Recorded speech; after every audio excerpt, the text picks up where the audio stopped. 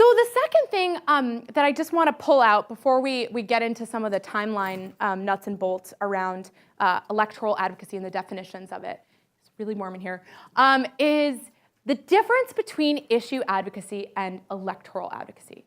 So how many people are like at home or here today that want to win the 2018 elections? That's one of your reasons that you came today. Anyone raise your hands? Okay, I'm going to hold my imaginary mic over to my friend here in the corner. What are you doing now? What do you want to do now to win the 2018, and we're going to have a real mic come, to win the 2018 elections, like in your community? What does that look like?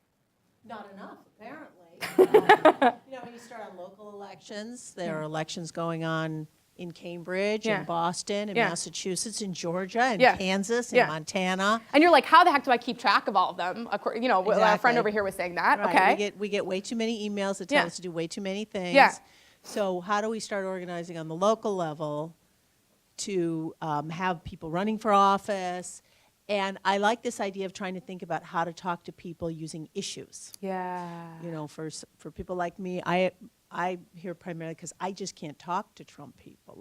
What happens when you try? I'm too angry. Okay. Way too angry. So the idea of how we use issues to cut through the gap. Yeah. And to begin to connect on things we all care about. Yeah. Rather than refighting the last war. Yes. That would be a good thing. Yes. Okay, gorgeous. So one of the things that I've been randomly doing as an organizer is I've gotten these calls from clubs, Democratic clubs, progressive clubs all across the country who are like, I want to win the 2018 elections now. Tell me what I do. And I'm like, great, I will come do an issue advocacy training for you. And they're like, no! I want to win the 2018 elections now. You need to train me on how to win. And I'm like, I will come do an issue advocacy. No.